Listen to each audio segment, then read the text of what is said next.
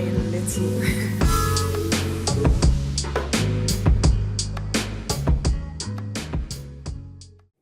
Good morning, everyone.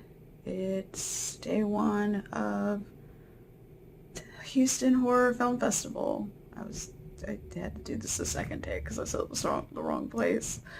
Well, it hasn't technically started yet, but I thought I'd do a quick room tour before I go back to just lazing about and trying to self-care. I might do some recording too in a bit. Maybe not in a bit, but soon. So I went solo. So here's the room tour as I normally do. Here's the view. Nothing super exciting. Just like the West Chase area of Houston, parking lot, all that. Yeah, I don't really keep I just need a little bit of light. So I have this like nice little couch sitting area, which made me think of like family trips. I was like, you know what? My dad would like sleep here. He's not a bed person. This is where I'm at. I'm sleeping, doing my self-care stuff. Just got a nice little desk area here. TV with internet. Yes, I'm watching iNabber. Since I am by myself, I can set the temp to this degree. It's actually probably really 73. At home, I think we keep it at like 76, 78. Yeah, I get cold. I have this little area with coffee stuff, and there's the ice that I got. The ice is like right. This is the coffee stuff. The vending machine and stuff is like right next door, so that's always convenient. Also, the elevator's right there. So I like where the location of where my room is nice. See, I have a closet. It's kind of hard to open though. You could just pull it. Yeah, so I just have my two jackets in here. They're both black. One is my Freddy hoodie that I wear a lot, and then the other one is this hoodie I got from Kuroshiro, which eventually I'll have a video up of all the stuff I got from them. I got the mirror. I'm not going to do full length, but hello. Mostly because I'm not wearing pants, because I'm here by myself. Anyway, here's the bathroom. It's really nice. Hot water gets really hot in the sink. And yeah, that's about it. It's just a single room, single queen for a single queen. Okay. Anyway, so that's the tour. Nothing super special. Yeah, I'm just gonna go back to bed and just kind of chill. Maybe I'll record a video or something. I mean, other than this one, because I did bring my camera and I've been lacking on the YouTube content because of my work schedule and not feeling very well. Nothing to worry about. It's just mostly like I'm tired from work, and today I have cramps. Yay! So yeah, so I'm just gonna go back to bed, and I'm just chilling. I'm gonna read and watch Blitmaster 5 YouTube channel stuff. I'll make another video today with the actual day one, because I still need to get like my badge, bracelet, whatever, my pass for Houston Horror. Sorry, I'm gonna be pausing every time I have to name the thing that I'm going to. First I said Screamfest. I'm like, no, we only went to Screamfest once. And then I want to like say Frightmare, and I'm like, no, it's the wrong one. This is bad. I'll get it right eventually. But yeah, so I'm gonna go chill and continue to self-care until this afternoon when stuff's going on. I feel like this is going to be a pretty chill one. I don't know. It's a lot of... I'm going to try to watch as many of the screenings, but I might also, kind of dip off here and try some of the food places around here that I saw listed on the website. Alright, now I'm really gonna go. See you guys later. Hey, what's up everyone? It's day 2 of Houston Horror Film Festival. If you're wondering where day 1 is, I forgot to film it. I fell asleep. I meant to do it last night when I was in the room, but after I ate, I passed out. Day 1 was pretty eventful, pretty fun. Made a friend, ran into a friend. So right now I am waiting for the John Abrahams photo op. He's super nice, super sweet guy. He's in the faculty and he's also in Scary Movie. And I wasn't originally going to get his photo op, but interaction with him was just so great. And I'm like, you know what? Yeah, let's go for it. I don't mind putting some extra money in his pocket. I got, I think, the last of my autographs. I'm still looking for Don Yeso from Hocus Pocus, but I haven't seen his table. I don't know if he canceled or not. But yeah, so far I'm enjoying myself. I need to watch more movies. I only was able to watch the one, which was Scream Legacy, which I'm glad I got to see it. I missed it at Texas Frightmare. So I wanted to check out one of the other feature film late movies yesterday, but kind of got wrapped up in conversation and trying to get away. I need to do better with my exit strategy. But yeah, I think the rest of the weekend it's just going to be pretty chill. I'm going to probably do some last minute purchases. Maybe I can find some stuff for some other coworkers, but we'll see. Maybe I'll do another video later today. I don't know. We'll see. I'll see you guys later. Take care. Because it's like so dramatic, and Tomoe is like a gorgeous, like scary lady, and like who wouldn't want to be in a universe with that? And like her face melts off, and like she can't die really. So same. I would love that power. Actually, no, that'd be horrible. Ugh, imagine living forever. That's too long. When I saw the new Top Gun film, and Tom Cruise came out in the beginning of the film and thanked. Did you guys see that? How they, in the beginning, how he thanked the audience members for coming back to theater. I thought that was so classy because no one in the film industry would have a job, no matter what your job is, if it were not for the fans and the lovers of film. And so I can't speak personally. I mean, I have no idea what's really going to happen. We can all make our best guesses, and it's a very interesting conversation to have, around the table with friends about what's happening. But I think I would like to see theaters always be there. I just think it's a unique experience. It's a different experience to sit in a theater with a bunch of people. And you get your own singular experience, but you also get the collective experience of the whole audience.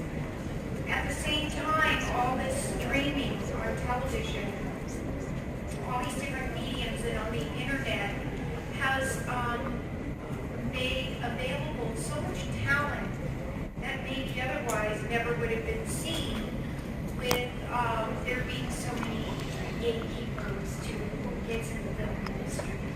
And that part of it I love for future president. I think sorry, the lid's off, and it's like it's never going to be the same again, and it's not going to be the glory days of the movie.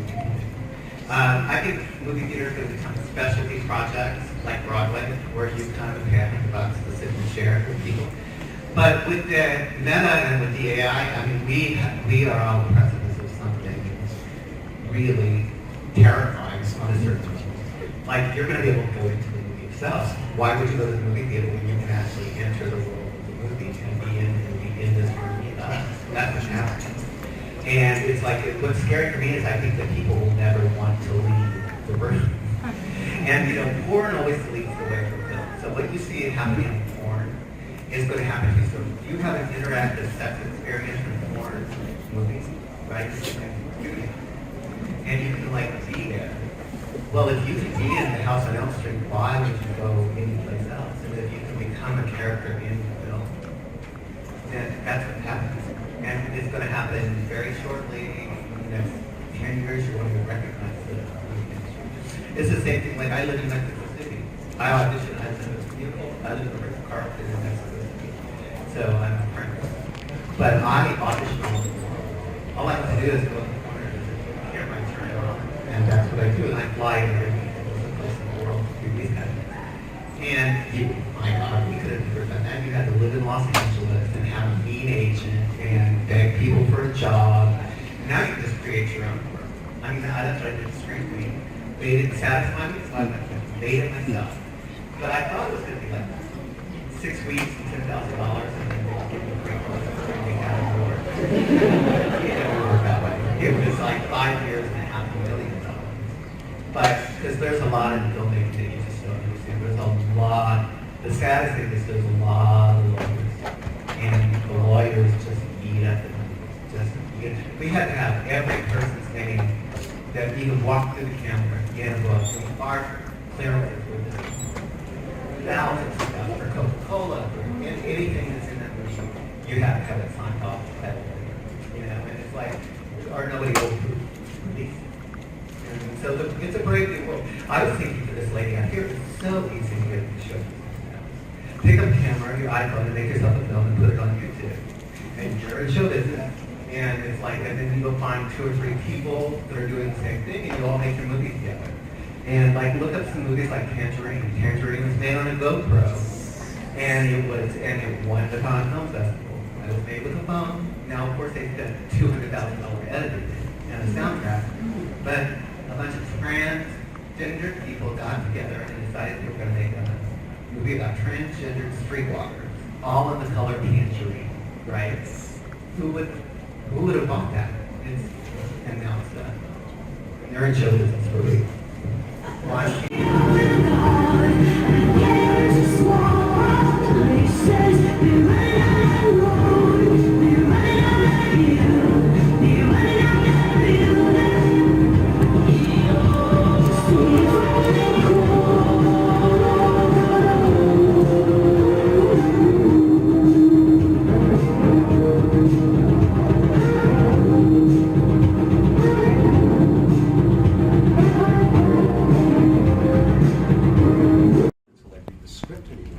So in other words, to put it into perspective, is that, okay, I want to play this, I got to play this lawyer, he's got this alcohol problem, his family's broken down. Oh, we got this script of this lawyer, now it's this actor's piece, and they give you the script, and you're like, ooh, yeah, this is horrible. This is horrible. There's no way I will touch that. And then they go, oh yeah, we have this plumber who's like, living with his mom, and maybe it just doesn't seem like a very exciting script. There's nothing that draws you in, like a horror, fights, or anything like that. And you read the script, and all of a sudden, something that you would never consider catches something in you. The character, their struggle, not something I would ever dream of playing, but the way that it's written and portrayed on the script all of a sudden changes my whole perspective of it.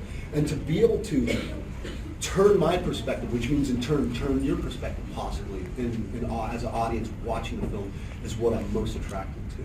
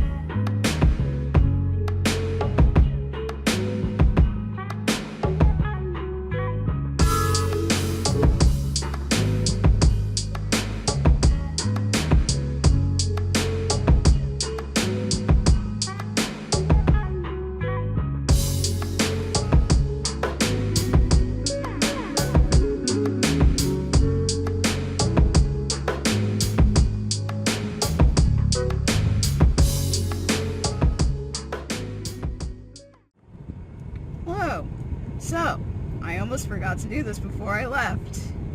It's the halfway point or so of the last day of day 3. Obviously, I'm in my car. Sorry I didn't do a vlog inside, but you got to see, or you're going to see some footage from one of the panels, and of course, some scenes of what the convention looked like on the very last day. I'm sorry that this whole convention film festival vlog was not very good. There are some other things that I meant to do while I was, you know, chilling by myself.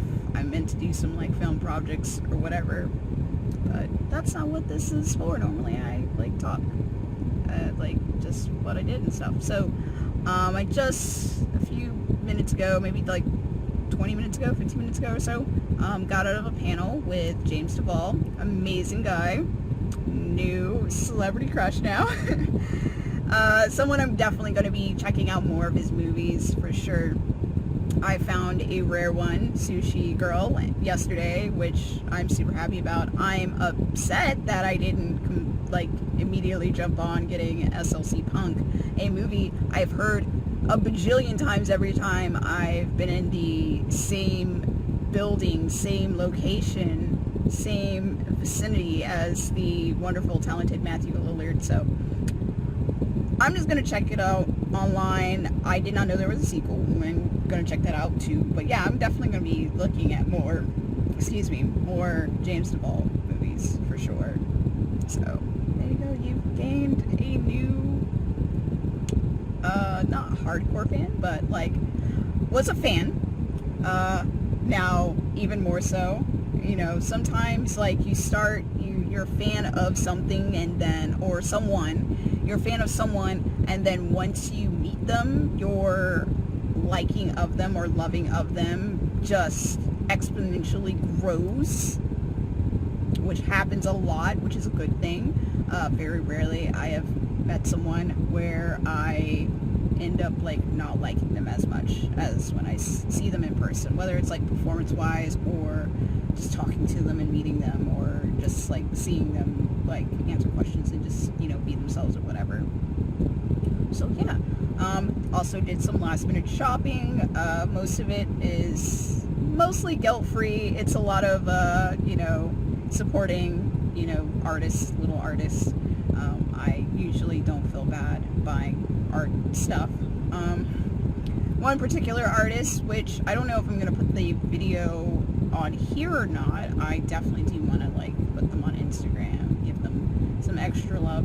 I was just dragging my feet on whether I wanted to actually buy some pieces from her, but I know it's just gonna be in my art binder.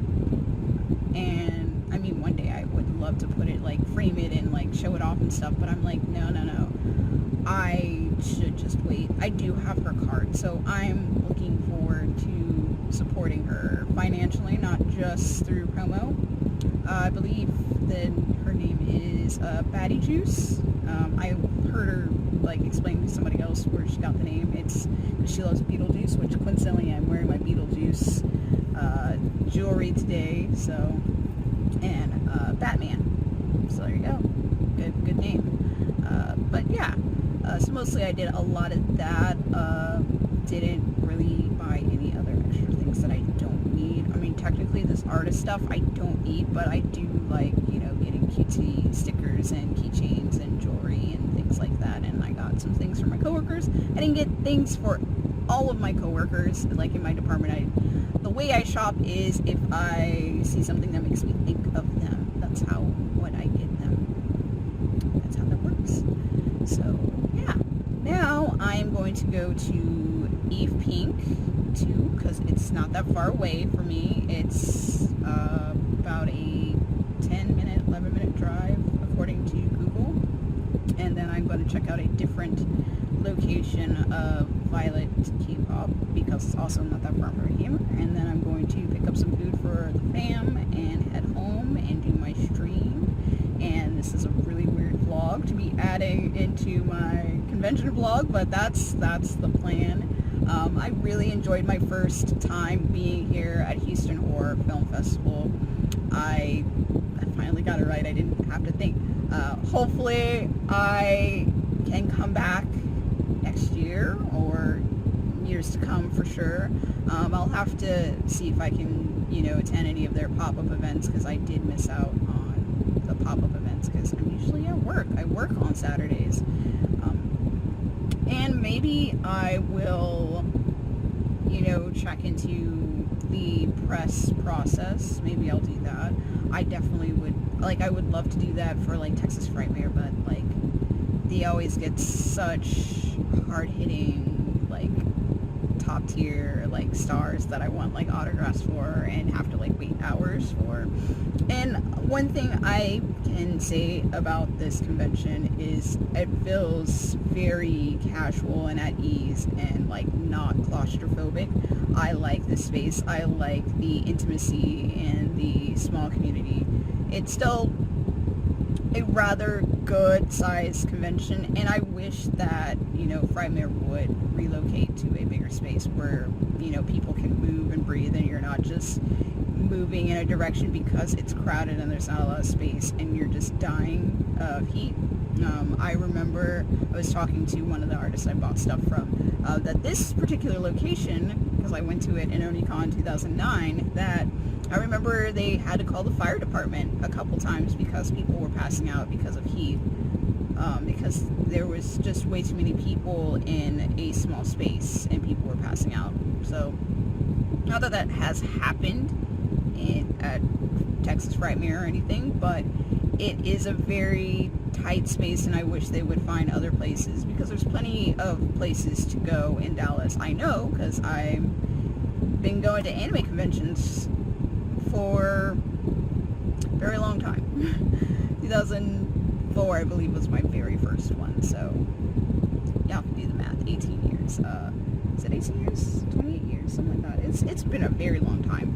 So anyway, I'm not going to ramble on much longer. I have to get going. I don't want to dilly-dally, as the old people say. I do have to do stuff later today, like stream. So I hope you liked the little bit I got to show you of Houston Horror Film Festival. Hopefully the next time I come here I do a better job of vlogging and stuff. I feel bad that I kind of dropped the ball here with my vlogging. I'm very out of practice with this, honestly. This is my second full weekend convention since COVID. Yeah, I really miss being part of this community thing. I think I'm also feeling more comfortable being around the horror community too. I don't know if I actually expressed that I felt kind of like an outsider, the first time I went to my first horror convention. I didn't really fit in, and it has nothing to do, surprisingly, with race, gender, or anything a lot of people feel like. But it was more of, it felt like everyone around me, or at least those people that I was with or whatever, it felt like all they do is just eat, breathe, and live horror movies, and I like so many different things, and it just made me feel like I'm not knowledgeable enough, or I'm not a real horror fan or whatever. I have my insecurities, but yeah, it just didn't feel like I felt kind of like a fake fan or something like that. So I just felt kind of out of place, because I don't really keep up with the intricacies of the horror genre or the horror industry or anything like that, because I like other things. I enjoy and appreciate other mediums and genres and stuff. But I do love my scary movies, otherwise I wouldn't go to these things. And yeah, if you ever felt like that and you think you are alone, you're not alone. I have felt like that since I started going to these things, but I think I'm feeling more comfortable the more I go, and since I went to this one by myself, I did feel that way. I ended up making friends. I don't know how and why that happened, but yeah. So there you go. It's been real, Houston. I'll see you when I see you. I definitely will be in Houston again because all the concerts I'm going to the rest of the year is in Houston. But it's been real, Houston Horror Film Fest, and I can't wait to come back again and maybe do some press or something. Bye, guys.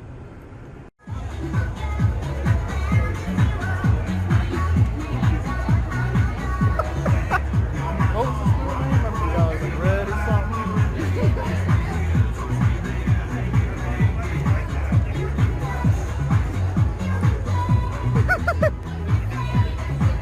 Keep it going.